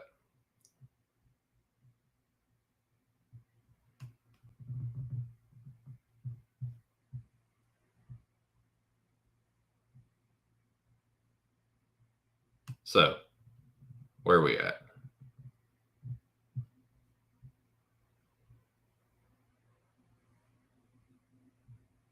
Come on, man. Just please don't be disruptive. Just, bro, you are perfectly capable of going with the flow. Now, speaking of which, let's get back on track here.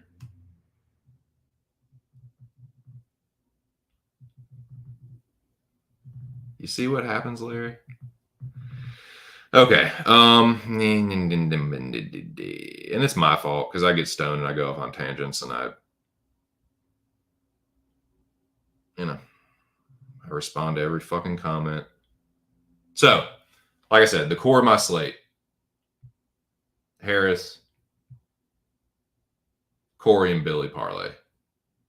Now, I do have a couple dollars on Andrade. It's not something I feel just the most confident about, but I'm going to take a shot. The homie at plus 275. Oh, yeah. Not a lot, but I'm not going to miss out on it, man.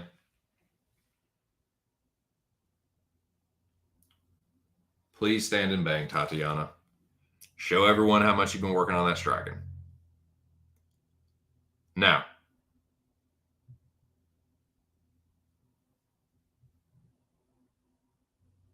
yesterday on the MMA Locker Room Talk podcast, they do a parlay every week where the dudes on the show build a parlay together, and it's, you go through, like, they went to me and I said Corey, but it has to be one that everyone on the show agrees with. So that was my piece. Unfortunately, the book that I bet with did not let me get a fight ends inside the distance prop on, because the parlay was what was it? God damn it. Sorry. Kennedy Nzechukwu,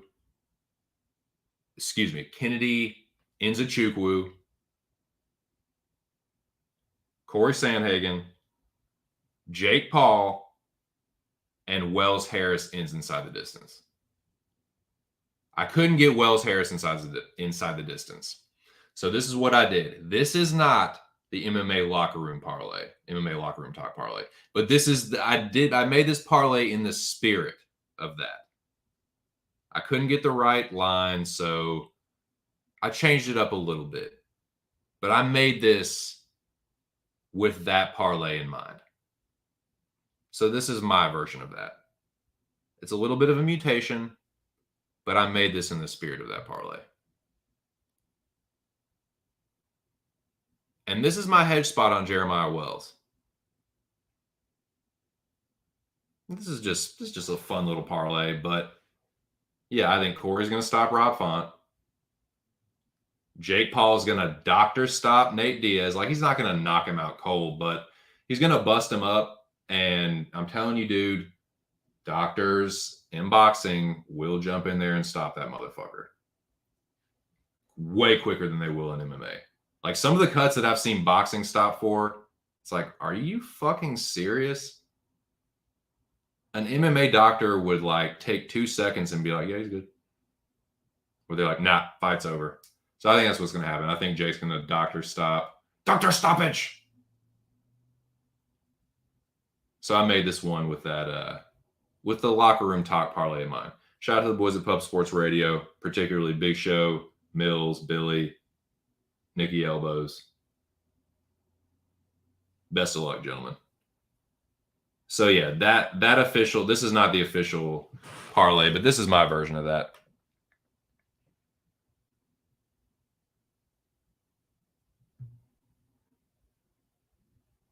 I made this one on Tuesday or Wednesday, and I'm on 4 dogs this week.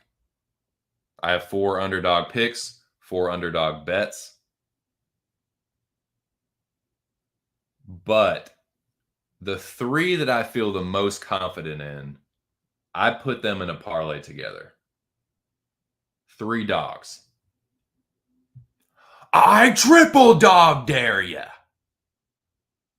Durden, Carlston, Ludovic.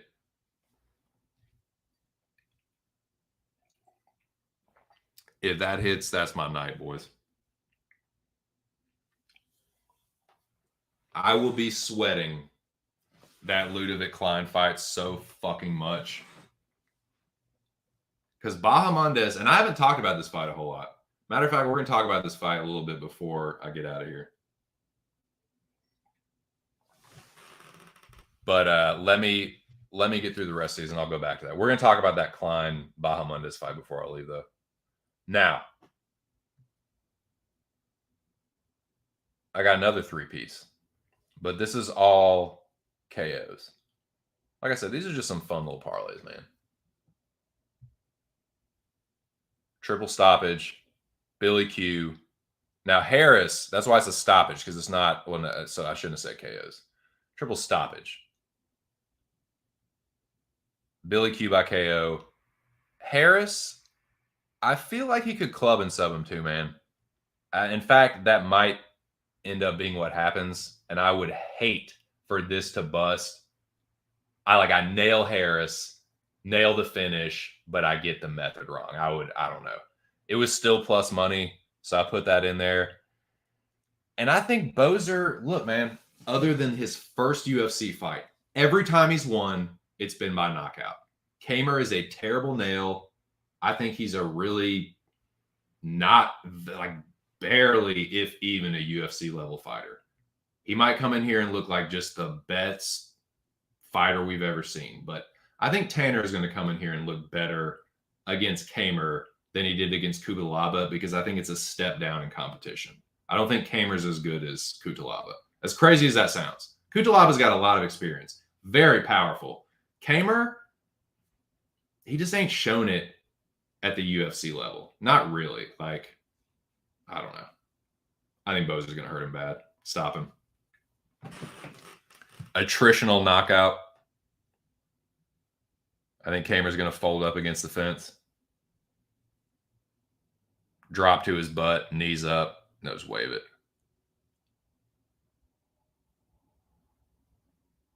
So that's that. Last, but certainly not least, the motherfucking Zhang Li parlay, baby. Shout out to Aaron the Dog MMA. Check out his stream Wednesday, his UFC and LFA breakdown stream. Check out the show next Wednesday. Aaron the Dog cleaned the fuck up last weekend.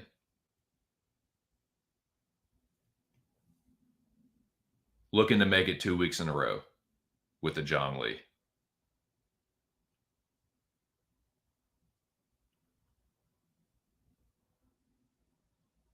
Harris and Bozer are going to be sweats. There ain't no two ways about it. I don't think Kamer's very good, but Bozer's been win one, lose one, hit and miss.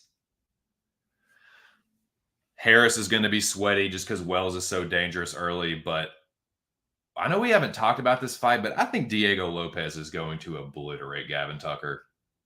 We talked about Kennedy and we talked about Corey. But let's fucking go, dude. I think this is a very cashable parlay. The first two legs are sweats, but after that, I'm going to be feeling pretty good. Jacoby's just older and just not reliable, dude. He is not reliable to put a stamp on a fight.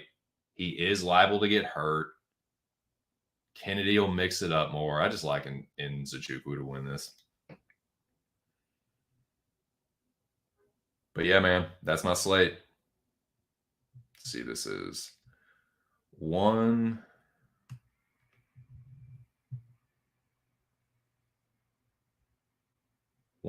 2, 3, 4, 5, 6,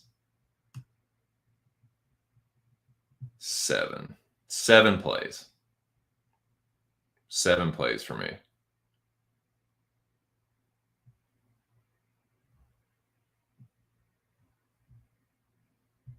Harris, Billy Corey. That's the core of the slate. Little stab on homie Jessica. The triple dog Daria. The triple stoppage. The Spirit of the MMA Locker Room Talk podcast. And the motherfucking Zhang Li. Let's go, boys. 1.8 units total risked. So even if I lose everything, still up a unit, I can live with that. I don't think we're losing, though. I do not think we're losing this week, boys.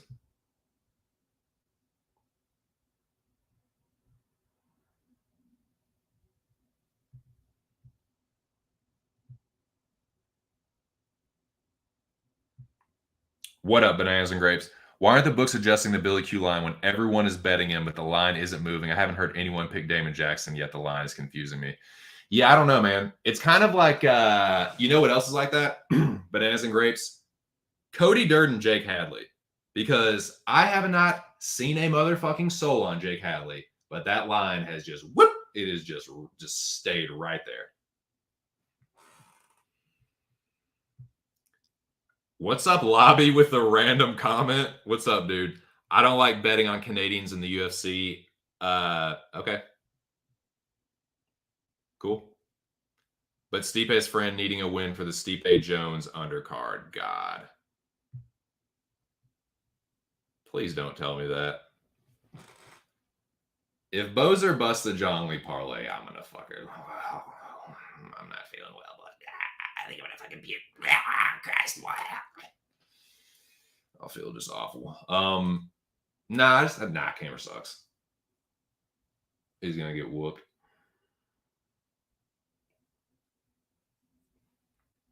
No, I don't blame anyone for not betting Bozer. I don't think he's gonna look this bad here. I just like, to me, Kamer is a step down in competition from Kutalaba. Like, yes, he has good boxing. He trains with Stipe.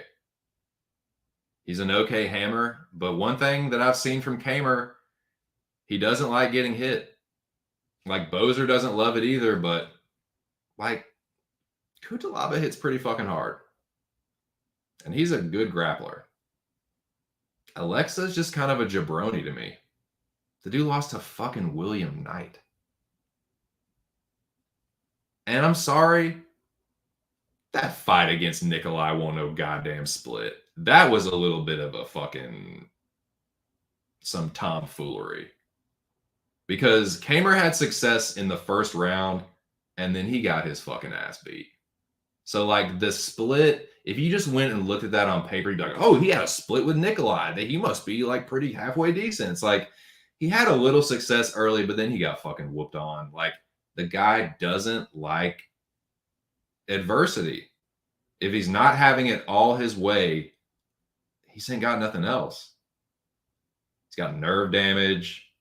Like, he's had all these surgeries. He's been inactive. Like, I just think he's a fucking hype job, dude.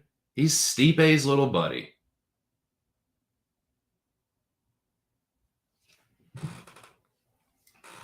But yeah, man. That's what I like. And you know what? We're just about at 2 hours. So I'm going to get the fuck up out of here. What do you think about that?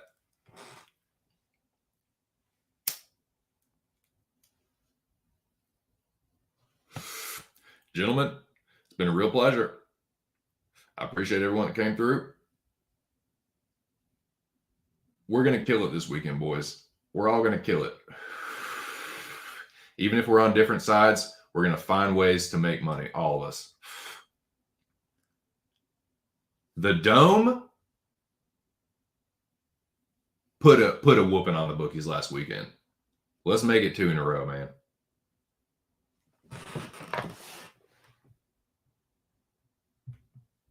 I don't blame you. It's what's got me on Bozer. A little concerned about the quick turnaround, but yeah. I like Bozer. Thought he looked good.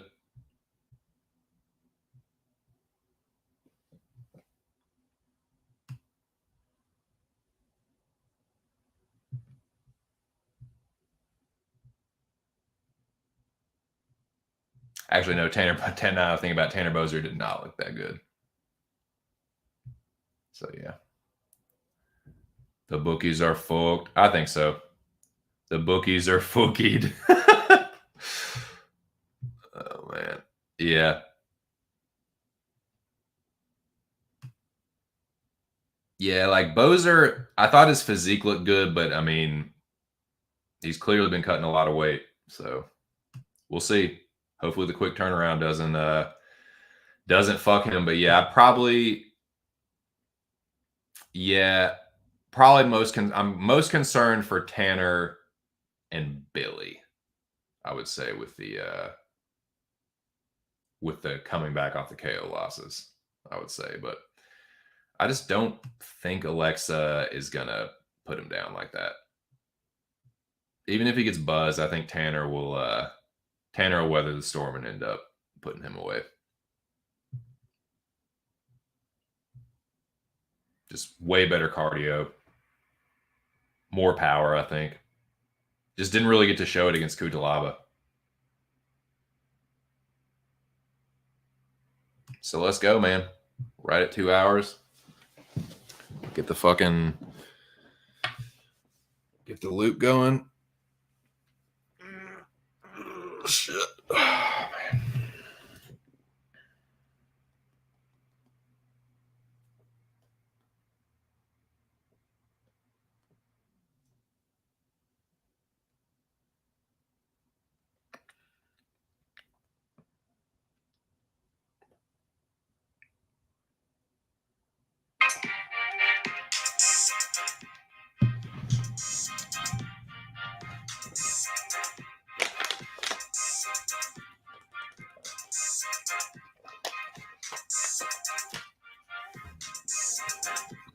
Well, boys, it was another good one.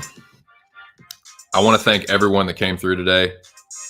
Whether you're new to this channel, whether you're a usual suspect, everyone that came through, I appreciate it. Shout out to the boys at Pub Sports Radio. I want to thank Big Show, Mills, Billy, again, for having me on the MMA Locker Room Talk podcast. Check that out wherever you can listen to podcasts, Spreaker, iHeartRadio, Spotify. But yeah, shout out to them. Had a good week last week. Gave out some pretty good takes on that one. Hoping to do the same this week. Big shout out and salute to my dude, Aaron the Dog MMA. Make sure you guys subscribe to Aaron's channel if you haven't. Check out the show this past Wednesday. The LFA Whisperer spoke.